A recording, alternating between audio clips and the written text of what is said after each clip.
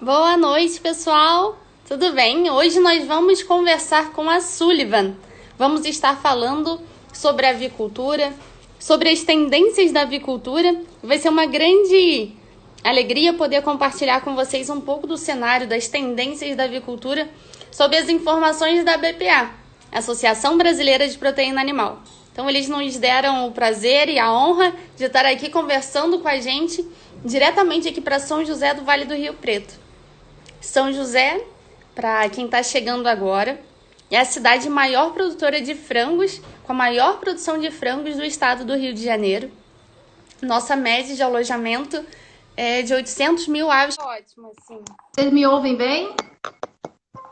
Estou te escutando muito bem. Vamos ver como é que o pessoal está. Vamos lá. Sullivan estava falando que é um prazer ter a Associação Brasileira de Proteína Animal conversando com a gente diretamente aqui para São José do Vale do Rio Preto. Então, uma grande alegria. Obrigada pela oportunidade, pelo tempo, pela disposição.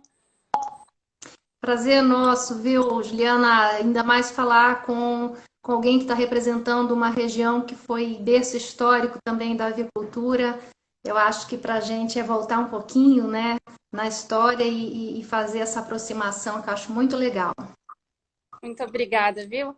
Então, eu estava conversando, assim, que ter essa conversa com a BPA, que é tão atualizada, que está aí em todas as negociações que a gente sabe da avicultura, né, em todo o comércio exterior, que dá as coordenadas para a gente sobre a avicultura. Então, é muito bom poder conversar com vocês. Muito obrigada mesmo pelo prestígio aqui para nossa cidade.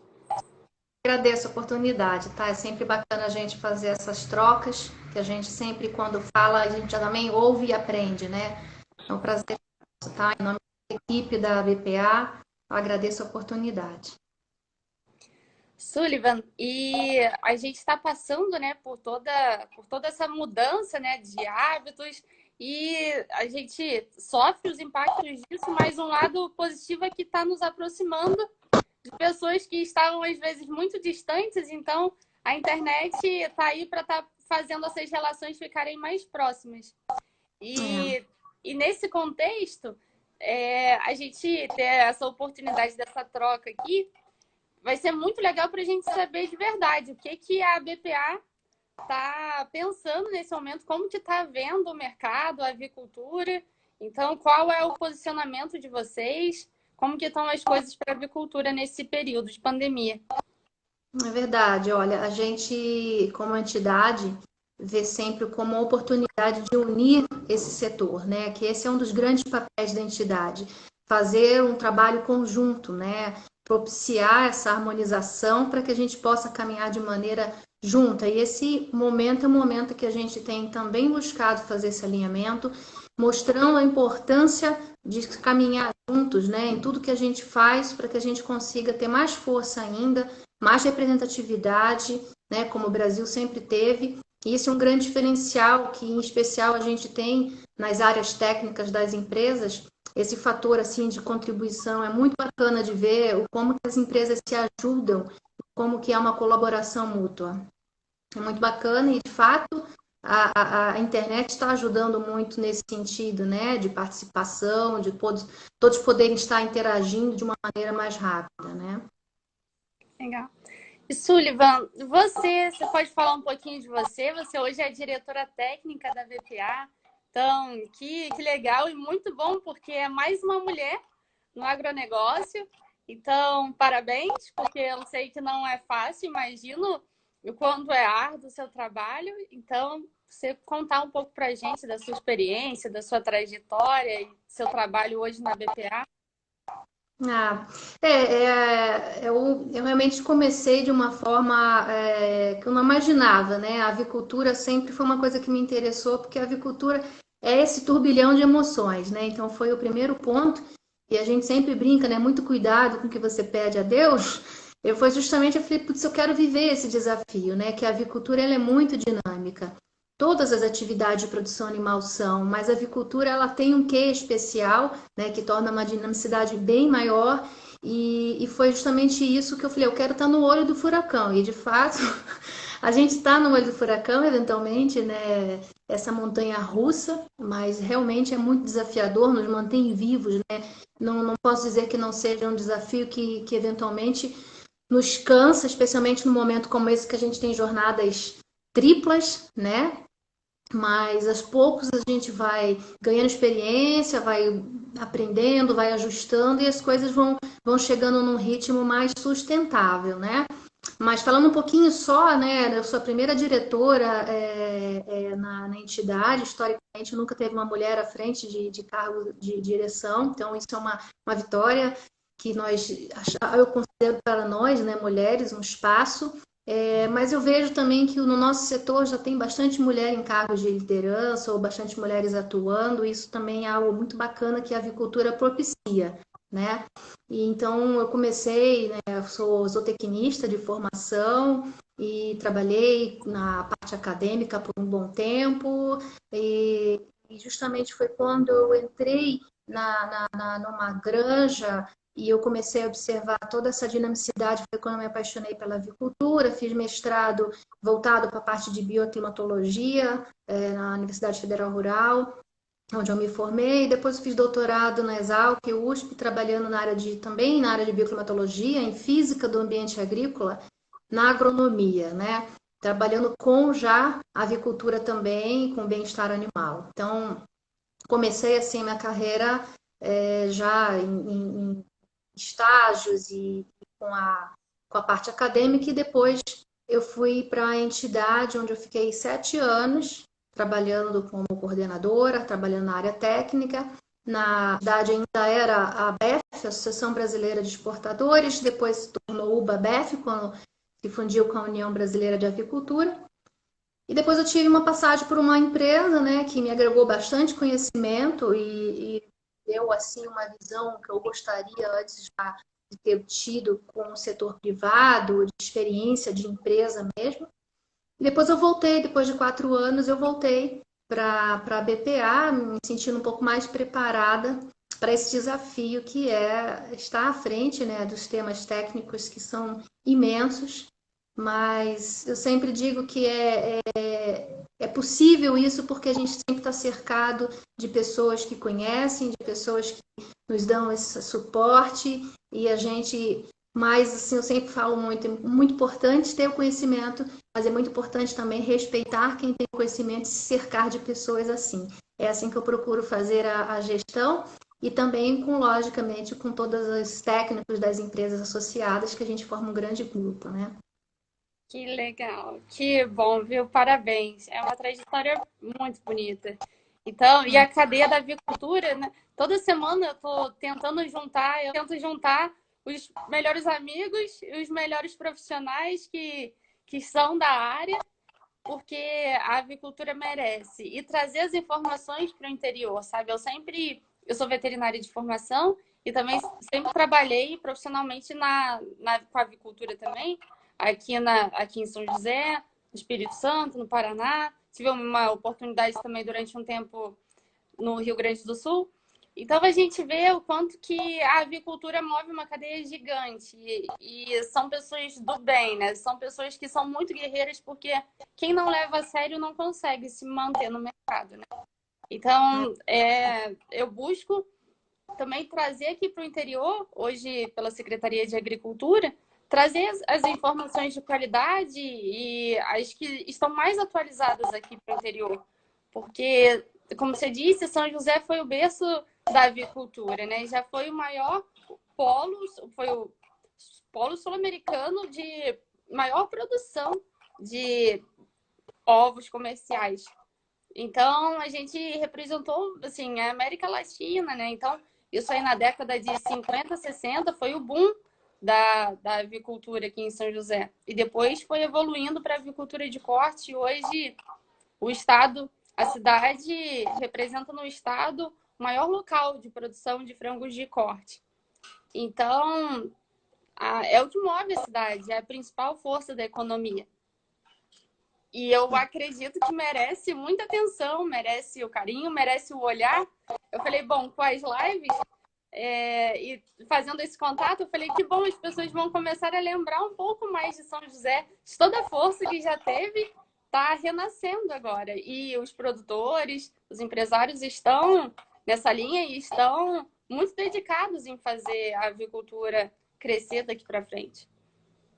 É muito bacana, viu? Você falou uma coisa que bem verdade mesmo. A avicultura ela é uma grande peneira, assim, que de fato a gente vê realmente lidar com uma cadeia de vivos não é uma coisa tão simples, não é um negócio para qualquer curioso, né? Então, de fato, são momentos e momentos, a gente está vivendo um outro agora, mas a gente trabalha com um bem essencial, né? Que é o alimento. Então, isso mantém essa fortaleza, né? Essa garantia que eventualmente é ameaçada, logicamente, não é uma coisa constante. Por isso que eu comentei dessa montanha russa, porque de fato a gente trabalhar com alimento, produzir frango, produzir suíno ou produzir ovos, que é a nossa forte da nossa entidade, mas não é produzir parafuso, né? Então é uma emoção assim atrás da outra mesmo, porque são desafios, né? Existem uma série de coisas que tem que ser controladas. Você está produzindo alimentos a partir de um ser vivo, né? Então é bem complexo, não é uma coisa fácil. Tem uma série de cuidados que você tem que ter. Logicamente, antes de tudo, tem o fator humano, né? Hoje a gente está aí vivendo uma pandemia e que requer muito cuidado da parte das pessoas, né? São pessoas que estão produzindo alimento que vai alimentar o Brasil, vai alimentar, no caso de aves, mais de 150 países, né? Uma responsabilidade muito grande e responsabilidade também com as pessoas que estão ali. Hoje é um dos grandes focos do trabalho da associação, priorizar, né, essa preocupação com a pessoa que está ali produzindo esse alimento, esse produto essencial. Né? Eu acho que nesse período, né, tá todo mundo muito preocupado. Aqui no município nós temos 7 abatedouros, então nosso alojamento normalmente se manteve na casa de 800 mil aves alojadas por semana. Isso é muito significante para a gente.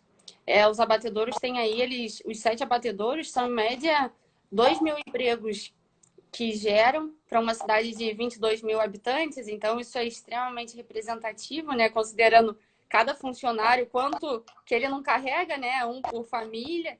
Então, isso aí os abatedouros são muito importantes para a cadeia e tudo que carrega, né? Que a gente tem os incubatórios também, as linhas de caminhões, enfim, gira muita coisa em torno deles. O diretos e indiretos, né? Que a gente vai sempre falando do número de funcionários diretos, né? De colaboradores, mas existem os indiretos que estão aí nessa cadeia de suprimento imensa, né? Acho que é uma coisa quando a gente para pensar, tem cidades que são movidas, né? Totalmente pelo setor. E é uma coisa muito bacana de ver. Aqui é a agricultura e a avicultura. Aqui temos muita produção de chuchu, de tangerina pocã, que somos expressivos nisso, um pouco do café também, e é o que move a cidade. Então a gente está preocupado nesse momento também com eles, né, por todas as notícias que a gente tem acompanhado. Então é muito importante esse ponto que você tocou em relação à biosseguridade, essas preocupações nesse tempo de pandemia. Vamos chamar até de um diferencial da avicultura brasileira, né? Todo mundo sempre fala, nossa, quais são? Por que o Brasil é esse gigante todo na avicultura?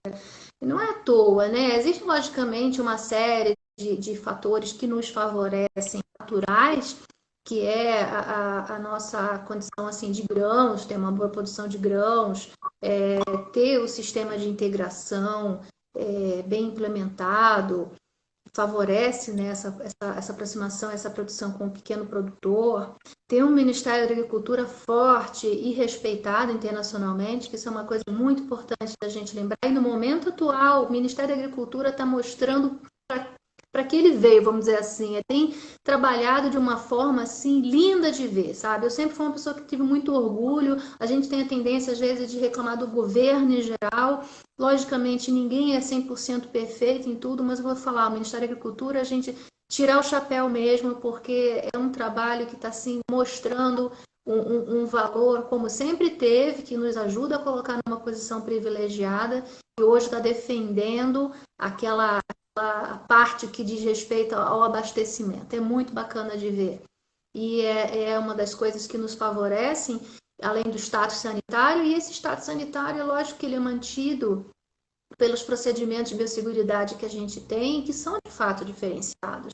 Hoje se você olhar e ver as dificuldades que a gente vê em alguns países implementando medidas de biosseguridade diferenciadas no momento atual do Covid, são coisas que para a gente no Brasil já é execução, assim, executada há muito tempo, né? Então, hoje, se a gente não tem uma série de problemas de doenças nos plantéis, é porque a gente tem todo um controle que é feito de maneira muito diferenciada nos plantéis da avicultura brasileira. Você não entra numa granja livremente, você não entra no abatedouro de qualquer forma, tem todo um controle. Hoje tem até médicos que tiveram oportunidade de conhecer e falou, nossa, é muito mais rígido do que entrar numa ala de hospital. E de fato é, né?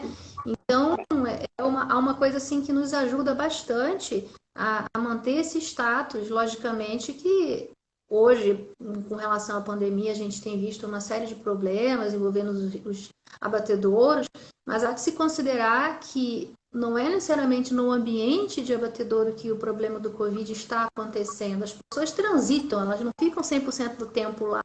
O ambiente frigorífico é um ambiente muito controlado, que muito pelo contrário ele não favorece.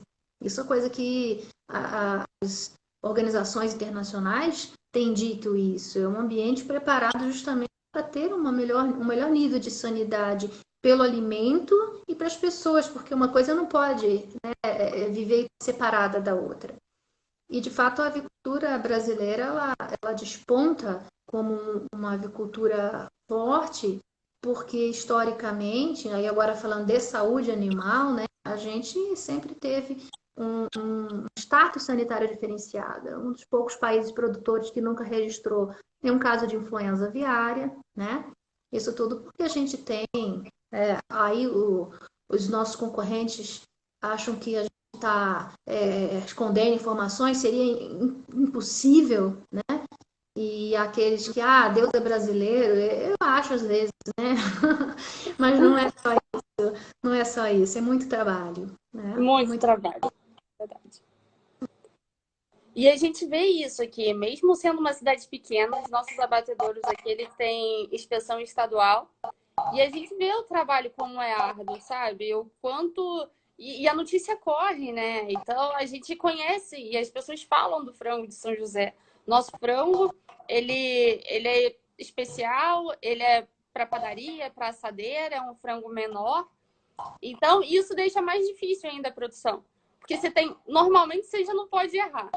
Quando o ciclo desse frango é mais rápido ainda, mais curto, aí que você tem menos chance de errar ainda. Então, o sistema todo tem que estar muito redondinho, né? Desde de matriz, de incubatório, das fábricas de ração, para chegar lá no abatedouro um produto basicamente perfeito, porque o mercado exige isso. Como são os assados, né?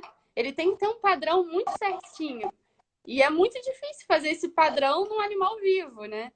Então, a dinâmica é muito corrida. É muito planejamento, é bem desafiador. É isso que é o gostoso da avicultura, né? Esse desafio. E você vê em um momento como esse, né? Produto fresco, hoje, de certo modo, é o que a gente acaba vendo muita procura, né? Nessa mudança de consumo, né? A gente tem uma redução aí no momento da produção ou do consumo, na verdade, em restaurantes, né? Tudo que hoje não está funcionando e uma tendência de busca de mercado e às vezes também do produto fresco. Então, também são momentos de oportunidades diferenciadas, né? Aí é da criatividade que a gente acaba se ajustando aos desafios que vêm, né? Às vezes está se trabalhando com um determinado produto, com um determinado foco, e aí a gente vai ter que dar essa mudança de rumo, que tudo bem, não é uma coisa de imediato, exige uma série de manobras, mas é onde tem que se enxergar a oportunidade para trabalhar, né? Aqui está acontecendo exatamente isso, né? O mercado mudou, a gente passou até um momento de crise aí, né? Ficou um período bem difícil. Por conta disso, o mercado, né, era basicamente ali de assadeiras e tal, restaurante, padaria. E de repente, com tudo fechado, os abatedouros agora estão se reajustando para atender supermercado também, fazendo linhas diferentes para levar para o supermercado. E estão indo, estão se ajustando que o momento demanda isso, né? Então, essa flexibilidade também. É momento de inovar, é momento de inovar. Todo mundo está tendo que se reinventar. É o grande desafio, né? Se reinventar. Agora é momento de pensar como fazer com o que a gente produz. Né? Essa tendência de consumo mais em casa, que tipo de produto que o consumidor mais quer e como se ajustar em curto prazo. De certo modo, a avicultura ela dá, né, apesar da cadeia mais longa, mas ela dá condições de você fazer essas flexibilizações, né? Que é algo também interessante da atividade. E em relação a esse mercado, como que vocês estão vendo essas oscilações de mercado interno, exportação? Como que está tendendo? Essa linha de tendência está como? A exportação ela está fluindo bem, né, Juliana? A gente tem aí a Ásia como um grande mercado consumidor, liderado pela China, um bom volume de exportação de carne de aves e agora um aumento bem bacana da. É momento de inovar, é momento de inovar. Todo mundo está tendo que se reinventar. É o grande desafio, né? Se reinventar. Agora é momento de pensar como fazer com o que a gente produz. Né? Essa tendência de consumo mais em casa, que tipo de produto que o consumidor mais quer e como se ajustar em curto prazo. De certo modo, a avicultura ela dá, né, apesar da cadeia mais longa, mas ela dá condições de você fazer essas flexibilizações, né? Que é algo também interessante da atividade. E em relação a esse mercado, como que vocês estão vendo essas oscilações de mercado interno, exportação? Como que está tendendo? Essa linha de tendência está como? A exportação ela está fluindo bem, né, Juliana? A gente tem aí a Ásia como um grande mercado consumidor, liderado pela China, né? E a gente tem um bom volume de exportação de carne de aves e agora um aumento bem bacana da exportação de carne suína, né? Vocês devem saber, no caso da carne suína, a peste suína africana, que dizimou praticamente os lotes lá da China, né, de suínos, fez com que houvesse uma necessidade maior da importação do suíno do Brasil, né? E também, da mesma forma, a carne de frango, eles também estão enfrentando o problema de influenza aviária. Então, ambos os produtos são de altas demandas no mercado asiático, estou falando de China, mas não só China, a gente tem Filipinas, Vietnã, todo o mercado asiático, sudeste asiático em especial, está dando bastante impulso aí no consumo e nas exportações brasileiras. Então, isso tudo está dando uma segurada no que a gente sentiu de retração para o mercado interno também, né? Então, melhora um pouco a nossa balança nesse aspecto. Então, todos os mercados, logicamente, a gente está falando de um bem essencial, aumentaram, né, no caso de Ásia, a importação. A gente teve esse momento inicial de uma retração, né, e essa necessidade de ajuste que ela ocorreu agora a partir do mês de maio, né, abril foi um mês mais balanceado. Mas a situação está tendendo a regularizar. Então, o mercado, por estar trabalhando com bem essencial, ele tende a ser equilíbrio novamente. Agora, passamos por momentos, problema de safra, grãos, tudo isso também atinge o setor. A alta do dólar favorece para as exportações, mas a gente tem problema com outros insumos. Então, foram vários os problemas que, em especial no mês de abril, afetaram o setor, mas agora a tendência é a gente ter um ajuste melhor para a produção, tanto do mercado interno quanto para a exportação. Isso dá uma esperança para a gente, né? Porque fica todo mundo, né, muito ansioso também na expectativa do que está por vir. E a gente espera muito, né, que essa situação, que haja um equilíbrio, né? Para a gente pelo menos conseguir se reorganizar, porque foi muito difícil para o setor, ainda está difícil, né? Agora já está entrando num equilíbrio, já passou o momento mais crítico, tá? Né? É isso aí, está entrando numa linha um pouco mais equilibrada, mas foi um susto muito grande, né? Balançou muito a questão, né? econômica foi bem pesado. Agora, por outro lado, né, teve o momento inicial, né, da busca mais forte no mercado, teve um momento de uma segurada aí por conta justamente do impacto na economia, antes do Corona Voucher, toda uma série de problemas que afetou o potencial de compra do consumidor, que agora está se ajustando, né? Agora, tem que pensar no que tem de positivo, né, que a gente pode dizer para a nossa cadeia, é que a gente trabalha com proteínas que são de alto valor agregado em termos de termos nutricionais e, por outro lado, mais acessíveis, que é o ovo, por exemplo, né, que também é boa produção na região e o Brasil também, depois que todo mundo descobriu a verdade sobre o ovo, a gente melhorou bastante o consumo per capita e a gente também é um grande produtor e é um produto da melhor qualidade, completo e um dos mais acessíveis. Então, hoje a gente tem facilidade. Eu mesmo quando começou essa loucura toda da pandemia e que eu tive que também me reajustar em casa, sem alguém para ajudar, filhos em casa fazendo homeschooling, o trabalho mais que acelerado que nunca, eu apelei para aquele casadinho do ovo com bacon. Eu falei, putz, que coisa gostosa, fácil de fazer, que maravilha, entendeu? Eu não fui ao mercado, assustei. As prateleiras de ovos sumiu tudo, acabou papel higiênico, ovos, acabou tudo, né? Mas hoje a gente está vendo, e aí é que está, a nossa capacidade de resposta, de manter as gôndolas do supermercado, da avicultura é incrível, e é um produto que é disponível, né, para os consumidores de menor renda, e é um produto buscado por os de maior renda pela qualidade nutricional. Eu sou muito otimista, entusiasta da avicultura, porque eu acho que é um produto indispensável, sabe? É ovo, frango, até a carne suína, que antes também era castigada com uma série de mitos. Recentemente eu vi um artigo falando que a gordura de suínos e a gordura de porco é um dos alimentos mais saudáveis que existe. Não é nem uma dos óleos ou gorduras, é um dos alimentos mais saudáveis que existe. É um dos, acho que está entre os 10 mais saudáveis. Olha que bacana. E a gente aprendendo aí, né, sempre as novidades e tá na nossa mão esses produtos. É muito legal isso.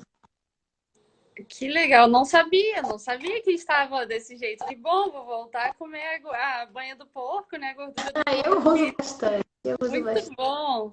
E os ovos estão no meu café da manhã todo dia. São todo dia 2 ovinhos cozidos.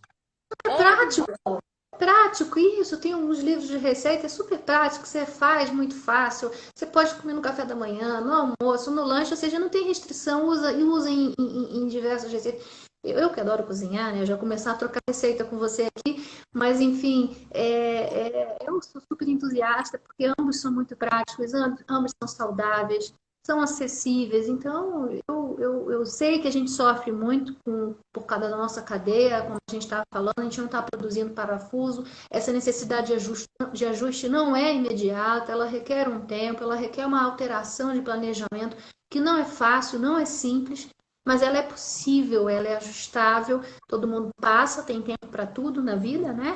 A gente passa por aqueles momentos mais difíceis, mas aprender a se virar, aprender a se reajustar, a tomar um novo rumo. E isso eu sei que, como você mesmo falou, a avicultura é para os fortes, é para as pessoas que sabem realmente lidar com a coisa, não é para qualquer um, não. Né? É verdade. E como você fala, né? Essa questão desse compromisso, né? Do empresário, porque você está alimentando famílias. Eu que trabalhava no campo, né? Já trabalhei como veterinária de campo, acompanhando as integrações, acompanhando os aviários. Ontem eu estava comentando numa live com uma colega nossa, a Raquel Bade, veterinária também, que está em São Paulo hoje. E é aquilo, a gente tem um compromisso com a empresa, né, do emprego, a gente tem um compromisso com aquele integrado, que é uma família ali que depende daquele sustento, a gente tem o compromisso com o consumidor também que vai consumir esse alimento. Então, assim, a coisa tem que ser muito redonda e as pessoas têm que estar falando muito a mesma língua. E nesse período de pandemia, é muito bom ficar claro assim para o consumidor o quanto que está todo mundo se preocupando em manter isso da forma mais saudável e mais livre de qualquer intercorrência e levando realmente saúde para o consumidor, que é um produto, né, tão completo e que está sendo produzido com muito cuidado. Já era produzido com muito cuidado, mais ainda nesse período de pandemia, né? A gente tem falado bastante sobre isso, da importância no momento desse profissional, né? A gente tem aí palmas na janela para os médicos que de fato são verdadeiros heróis, né? E hoje a gente também faz o mesmo para os nossos colaboradores das empresas, né? Porque são verdadeiros heróis também que estão ali na linha de frente para produzir alimento, né? É essencial. Então é uma coisa que de fato merece o nosso prestígio, porque é um ato de amor também, né? Você produzir, você preparar um alimento é um ato de amor. Antes disso vem a produção do alimento. E é uma coisa que a gente tem sempre que lembrar, quem está na cadeia, que a gente está produzindo alimento, né? A gente produz um animal no campo, mas a gente produz alimento. O objetivo final é a produção de alimento, né? Então é muito bonito, é um trabalho muito bonito, né? Quando a gente viu isso quando teve a greve dos caminhoneiros, né? O quanto que todo mundo assustou e quanto que foi impactante, e todo mundo viu a real necessidade e a valorização, né? Dos profissionais que estão no campo e agora, né, tomadas devidas proporções, se repete também, porque a gente precisa se alimentar e é difícil para todo mundo tem família também, né? Se pudesse, talvez preferiria ficar em casa, né? Longe de quarentena, sem ter que pegar ônibus, sem ter que se deslocar. Mas não, tá todo mundo empenhado em trabalhar e dar o seu melhor.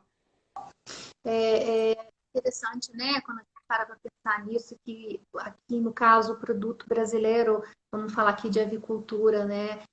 Especialmente a carne de frango, ela está em mais de 150 países, né? E aí você está falando disso, né, da nosso papel como fornecedor de alimento, e aqui eu pensando, né, nas famílias brasileiras, e hoje, né, a gente está dentro de casa, todo mundo quarentenado, a gente tem que fazer nossa organização aí do que vai ter no nosso cardápio e tudo. E aí você comentou, né, do galetos, os galetos, o frango, que antigamente a gente usava muito também, né, em casa, talvez hoje uma coisa que vai voltar bastante. E a gente pensa a quantidade de países que esses nossos produtos chegam, né? Então, a gente estava começando a falar de China, que é um grande consumidor, e sabe que um produto que aqui no Brasil muita gente sequer quer ver na compra, que é o pé de frango, na China é super valorizado, né? Mais ainda até do que a carne de peito. Alguns cortes, por exemplo, a cartilagem do peito, ela é muito exportada para o Japão, né? Então a gente vê que de certo modo até um equilíbrio, né, em termos de consumo, que a gente acaba fazendo, muita coisa que fica para o consumo interno, que é valorizado no mercado interno, e os produtos que a gente exporta, e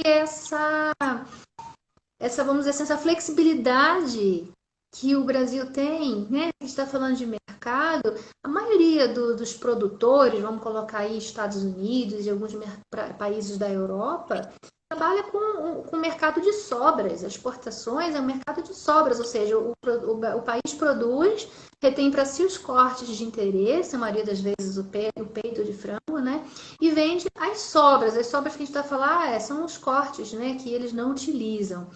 O Brasil não, o Brasil nesse ato todo aí de alimentar o mundo, ele tem essa quase uma customização do que o cliente quer. Então, olha, outra razão porque o Brasil é um grande player mundial, não só aspecto sanitário, mas o aspecto de negócios mesmo. A gente exporta produtos que interessam para a China, interessam para o Japão, isso só para citar grandes mercados, e no caso até mesmo de interesses religiosos, como é o caso da Arábia Saudita, que a gente exporta o frango, que é muito também parecido com o galeto em termos de gramatura, né, de peso, para países islâmicos, né? Eu citei a Arábia Saudita como um dos grandes mercados, mas vários países de religião muçulmana, eles são os grandes consumidores de produto halal do Brasil. E o Brasil também faz a certificação com certificadoras islâmicas aqui. E é muito interessante ver essa dinâmica também nesse aspecto de atender particularidades de mercado, né? Nessa aí tá a criatividade do brasileiro, né? A gente vê como se adapta no Paraná, trabalhava e tinha lá o halal, e a gente vê o quanto não é fácil. Mas todo mundo tem um compromisso, né? Fica uma loucura dentro do abatedouro, né? Todo mundo tendo que aprender, todo mundo tendo que se adaptar, e aquele compromisso em fazer tudo muito certo, aquele comprometimento, né, com o consumidor final. E aí a gente vê o quanto que o brasileiro consegue se adaptar. E todo mundo vai junto, né? E não é só o abatedouro, traz muita gente atrás. Então, graças a Deus, é muito emprego. E não é só o requisito que a gente estava falando, né, dessa adaptação, isso tornou o Brasil de uma forma muito disciplinada, né? Porque esses países todos que importam do Brasil, eles também vêm inspecionar, além das inspeções que a gente tem. Então é dobrado mesmo esse cuidado, né? Que a gente tem não somente o olhar das inspeções do Brasil, seja ela federal, no caso estadual, né? No caso dos abatedouros de vocês, a gente também tem os clientes que auditam, né? Tem os importadores, os veterinários oficiais dos países importadores. Então é uma coisa bem desafiadora e muito controlada, né? Que a gente está acostumado com esse controle. Por isso que num momento como esse, a gente tem aí hoje uma série de práticas, a gente fala muito disso e até gravamos vídeos, né, para demonstrar o quanto que a gente tem de controle. Grande parte do que hoje está sendo recomendado como boas práticas para evitar a disseminação do Covid já fazia parte da rotina de um abatedouro. Hoje a gente vê as pessoas estão aprendendo, por exemplo, a espirrar. Estou falando que estão aprendendo, porque o que muita gente aprendeu até hoje? Era espirrar, põe a mão no rosto. Não é o certo. A mão que daqui a pouco você cumprimenta alguém ou você põe a mão numa superfície, num corrimão, numa maçaneta, na mesa, no computador que você vai trabalhar. E a gente já sabe isso, já é prática de longa data, de orientações de boas práticas de higiene de pessoal num abatedouro, como espirrar corretamente, né? Quando, especialmente quando está com manga longa, ou utilizando um lenço e num abatedouro, toda a orientação de PPHO que existe, toda a orientação de higiene dos funcionários, sempre muito voltada para a precaução dos alimentos, mas também traz juntas precauções entre as pessoas. Então, isso também é algo que a gente faz questão de lembrar que nós temos um ambiente já com grande quantidade de medidas e cuidados, né, para evitar a disseminação de doenças. Hoje tinham colegas aqui que vieram até da faculdade mesmo, e tinha essa questão, dá para visitar? Eu falei, não, agora não dá para visitar nada, sabe? Agora vamos evitar, porque lá, até uma granja mesmo, né? Eu falei, não, não é assim, olha, não dá para entrar numa granja. Já foi tempo que era um galinheiro. Hoje você tem que trocar de roupa, você tem que trocar de sapato, você tem que, né, se paramentar, tem que lavar o carro. Então, não é bem assim. Então, tá tudo muito controlado. E o que vocês estão vendo que está fazendo demais, assim, além das boas práticas que já vinha havendo em abatedouros, o que mais que está sendo recomendado? Além do que a gente já executava, né, algumas coisas que não faziam parte da rotina foram adicionadas. Por exemplo, a medição de temperatura dos colaboradores antes de entrarem no estabelecimento. Em alguns casos, quando a empresa fornece o ônibus, por exemplo, que vai buscar o colaborador, antes mesmo de embarcar no ônibus. Essa medição de temperatura é uma das medidas, né, de controle, de monitoramento que estão sendo feitas, justamente para evitar que pessoas com contaminação ou com sinais já de doença possam ir. Então, isso é uma das medidas que foram adotadas. E, logicamente, usar álcool gel ou solução desinfetante em algumas outras áreas que antes não havia, que não havia necessidade, né? Mas que a gente sabia que depois ia ter o controle na barreira sanitária. Então, foi aumentada a quantidade de momentos de desinfecção de mãos, que já existia, aumentou-se aí em vários outros intervalos, porque agora a preocupação, ela para além do alimento, é com as pessoas, né? Então, aumentou aí, em alguns outros espaços, certos controles. Por exemplo, o refeitório. Refeitório é uma área um pouco, não é área de produção de alimentos, também tinha controle, mas hoje, em função da forma como o vírus se propaga, se passou a adotar uma série de barreiras. Então, começamos a fazer o escalonamento da entrada dos funcionários nos refeitórios. Então, para não ter aquela quantidade grande de pessoas, reduziu-se e fez uma escala. As cadeiras, mesas que antes sentavam 4 pessoas, hoje sentam 2 na diagonal. Então, tiraram essas disponibilidades de espaços, as mesas até marcam com um X, assim, com fita, para não utilizar aquele lugar, né? A utilização de máscara, que para você como que as coisas são dinâmicas, né? Bem no início da pandemia, o Ministério da Saúde recomendava que não se utilizasse máscara, não era? E de repente começou-se a obrigar.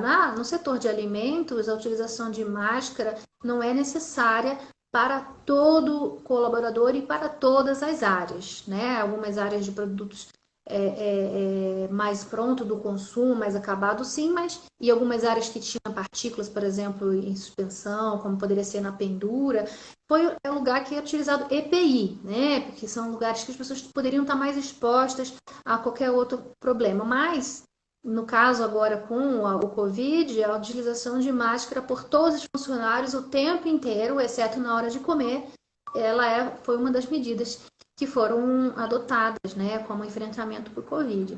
Então, a utilização de máscara, aumento dos pontos para desinfecção de mãos, aumento da desinfecção, de frequência de desinfecção dos ambientes externos à área produtiva, né, que é, no caso, a área de descanso, espaçamentos maiores, a adoção do distanciamento dentro da medida do possível, especialmente quando as pessoas não têm como adotar esse espaçamento maior, porque a gente está numa linha de produção, né, que depende de estar próximo. A máscara, às vezes, ela tem um reforço do face shield, que em algumas fábricas passou -se a adotar uma espécie de máscara de acrílico para ter um efeito adicional de proteção.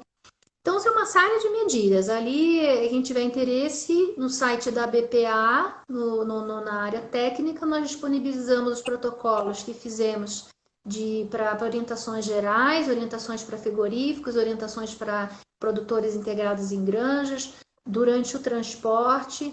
A gente colocou ali, está disponível, a gente sempre que necessário, a gente está atualizando, né? E agora, por último, a gente está fazendo uma validação ou uma avaliação, uma análise crítica com a consultoria do Albert Einstein, né, que é uma hospital de grande renome aqui em São Paulo também. E a gente está com consultoria para fazer uma avaliação, uma análise crítica em pontos de melhoria desse documento de guia, né, que a BPA tem com as empresas. Aí a gente, para a próxima semana, a gente deve fazer um webinar com os nossos associados para divulgar esse novo guia que traz, como o nosso protocolo já trazia, referências da Organização Mundial de Saúde, do Ministério da Saúde, do Centro de Controle de Doenças dos Estados Unidos, da Autoridade Europeia, todas as referências internacionais que têm trazido alguma coisa importante, relevante, serviram de referência aqui no Brasil, a Anvisa também, para a elaboração desse nosso documento, que é orientativo às empresas para fazerem os seus próprios planos de contingência de enfrentamento ao Covid. Está lá no nosso site da BPA, na área técnica, disponível para todos, tá? Nossa, que bom. Muito obrigada, viu? É muito esclarecedor. A gente tem certeza que os abatedouros já se adequaram e é sempre muito bom estar revisando esses protocolos, né? O que a gente falava há um tempo atrás era isso. O planejamento dos abatedouros e a atualização, né? O quanto é importante estar se atualizando, vendo as novas orientações que estão chegando, né? Tendo em vista que cada hora uma pesquisa diferente sai e buscando a solução também do problema. Então, que bom que a BPA é esse canal. E mais uma vez, é uma honra estar conversando contigo, porque eu tinha certeza que era a fonte extremamente atualizada e eu sabia dessa relação com Albert Einstein, para estar trazendo informação para a gente. Está trazendo isso de ponta, tão fresquinha a informação aqui para o interior do Rio de Janeiro. É muito importante, de um valor enorme. Muito obrigada. Eu que agradeço, é um prazer muito grande. Estou sempre à disposição, a gente, na medida do possível, né? Tem dias que de fato é uma carga muito grande, a gente fala com uma grande quantidade de pessoas o tempo inteiro, mas a gente tenta, né, equilibrar os nossos pratinhos para conseguir dar atenção sempre para cada um, de acordo com a necessidade. E a gente tem buscado atender, né, os interesses do setor da melhor maneira possível. Logicamente que, eventualmente, a gente não dá conta num momento como esse e atender a todo mundo, mas a gente tem um time bastante disponível em termos de interesse de estar, né? Hoje a gente teve reunião com várias empresas, ontem também, aqui decretaram o feriadão, mas a gente está com tudo participando do que pode, né? E sempre com muita vontade e muita paixão. Esse é uma marca nossa. Acho que de todos lá da BPA, você vê pela nossa liderança, a paixão que o presidente Turra tem, o Ricardo, isso reflete com todos nós. Eu acho que eles escolheram um time muito assim mesmo, apaixonado. A avicultura é apaixonante e eu acho que está tudo bem ligado dessa forma. Fico muito feliz de estar com vocês, de ter essa oportunidade, que a gente possa ter mais vezes esses encontros. É muito bacana a gente fazer essa aproximação e falar um pouquinho do nosso trabalho também, né? Fico orgulhosa de ver também uma mulher tão jovem à frente aí, né, da Secretaria do Estado. Então, eu acho muito, muito legal. Eu acho super prazeroso. Fico muito feliz e grata pela oportunidade com você, tá? Sullivan, a honra é nossa, o prazer é nosso. Tenho certeza que foi muito esclarecedor. Eu tenho feito também, porque a cidade, eu já vi uma pesquisa que mais de 90% dos produtores rurais, eles têm acesso ao WhatsApp. Isso é bem legal. Mas o Instagram ainda não alcançou tanto a área rural, assim, a abrangência do rural. Aí o que eu fiz, e daqui a pouco, até amanhã já vai estar postado já, é um canal no YouTube. Bacana. Então, como os produtores, muitos não têm Instagram, mas o Instagram é um ótimo canal para fazer as lives e trocar essa ideia. A live, depois que termina, ela fica no IGTV, e aí eu printo toda a tela e coloco no YouTube. Porque o YouTube, aí eu mando pelo WhatsApp dos produtores, que graças a Deus aqui eu consigo ter o contato da grande maioria. Então, aí a notícia circula muito rapidamente, tanto para os avicultores, os empresários donos de abatedouro e para os agricultores no geral. Então, é uma forma de disseminar a informação, porque aqui, como poder público, a gente também está se adaptando.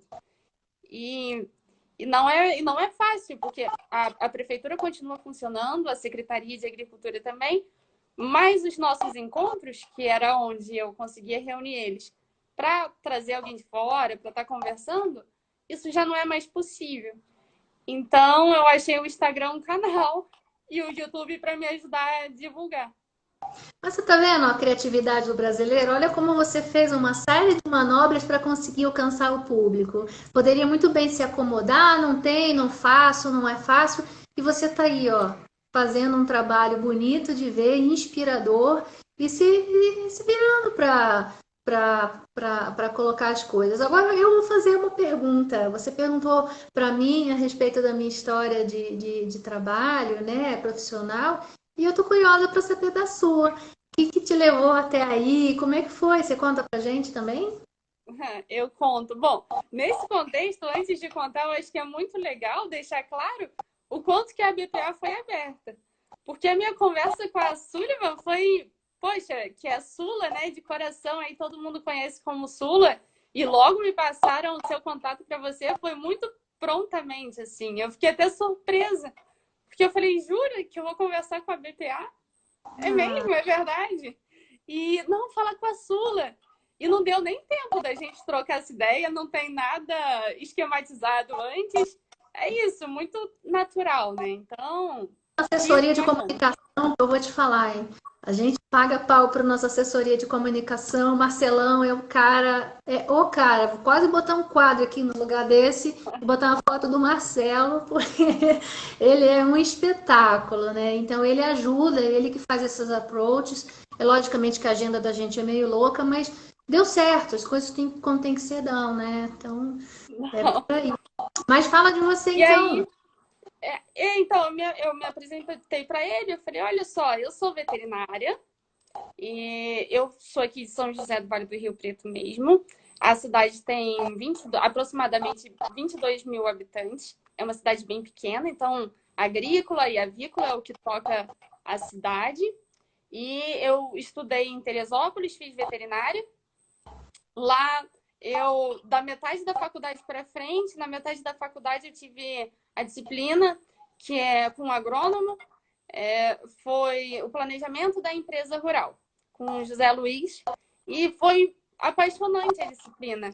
E daí eu já comecei a me interessar um pouco por números, e essa questão mais desafiadora também, e fui podendo ter contato mais com a avicultura, que já era o forte da cidade, e consegui também. Só que a minha família não é de avicultores.